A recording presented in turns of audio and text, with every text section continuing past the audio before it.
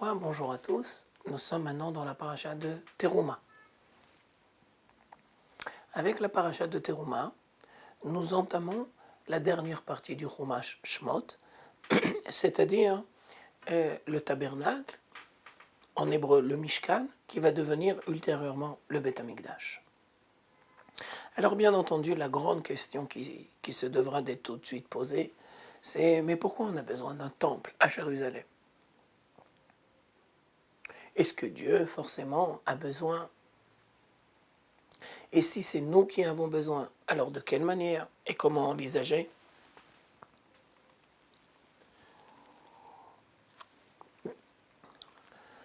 Et quand on parle de la paracha de Teruma, c'est le premier temple, c'est le deuxième temple, c'est le troisième temple.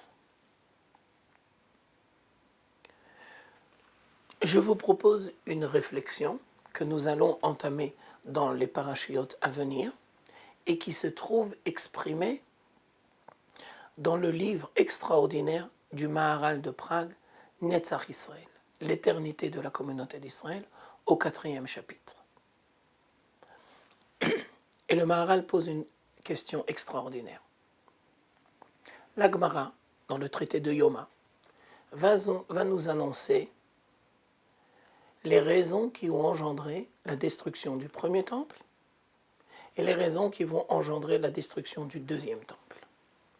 Et le Maharal va tout de suite s'intéresser sur la question, puisque de toutes les façons c'est le même édifice, c'est le Beth Amikdash. Alors pourquoi on a besoin de nous enseigner que les raisons de la destruction du premier temple ne sont pas les mêmes que la raison de la destruction du deuxième temple? Apparemment, ça semble être toujours le même temple.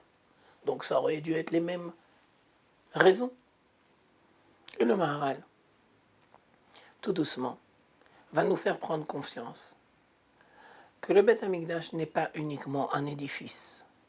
Le Beth Amikdash a un rôle à jouer au sein de la communauté d'Israël. Et le Beth Amikdash a été donné à une génération. La génération du premier temple, ce n'est pas comme la génération du deuxième temple. La génération du deuxième temple, ce n'est pas comme la génération du troisième temple. Alors aujourd'hui, avec votre permission, nous allons juste commencer la première partie de notre réflexion, le premier temple. Le premier temple, quel est le rôle du premier temple? Quel est le but du premier temple? Quelle est la dimension du premier temple?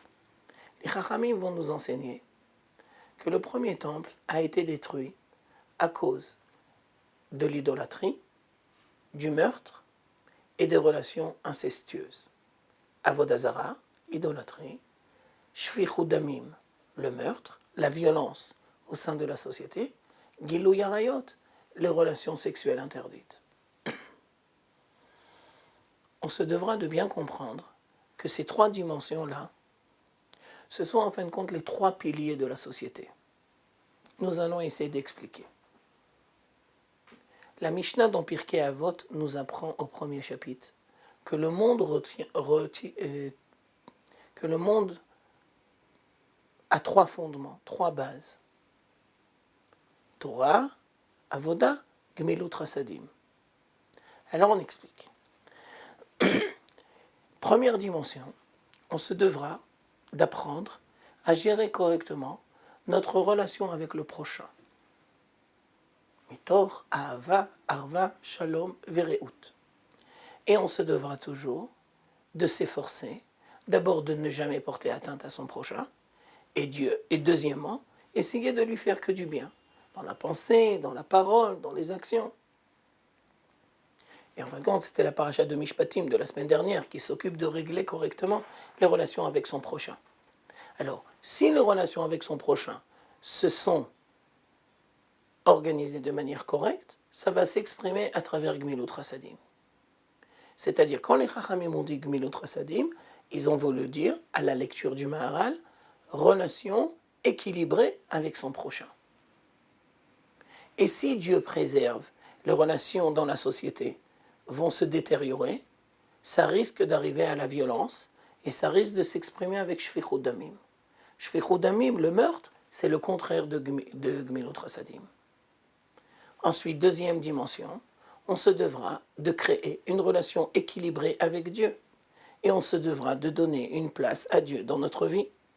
Alors, dans la Mishnah de Pirkei Avot, Haolam Omed ala Avoda, Avoda c'est Avodat Hashem, et Dieu préserve l'idolâtrie, Avodah Zara, c'est le contraire, c'est le parallèle. Alors là, la troisième dimension, c'est très surprenant. De la même manière qu'on se devra de créer des relations équilibrées avec son prochain, et de la même manière qu'on se devra de créer des relations équilibrées avec Dieu, alors on se devra de créer des relations équilibrées avec soi-même. Et c'est pour ça que Dieu va nous donner l'étude de la Torah.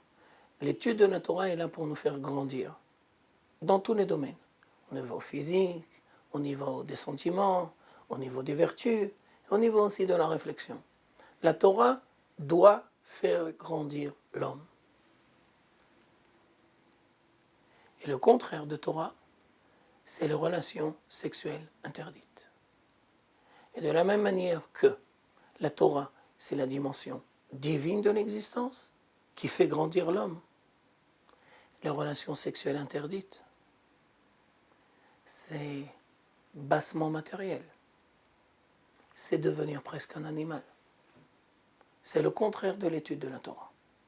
Alors quand les Chachamim nous ont appris que le premier temple a été détruit à cause de Shfichut Damim, le meurtre, c'est-à-dire les relations avec son prochain qui se sont détériorées jusqu'à la violence, Dieu préserve, et ensuite l'idolâtrie, et ensuite les relations sexuelles interdites, ça veut dire que dans les trois domaines, tout a été détruit.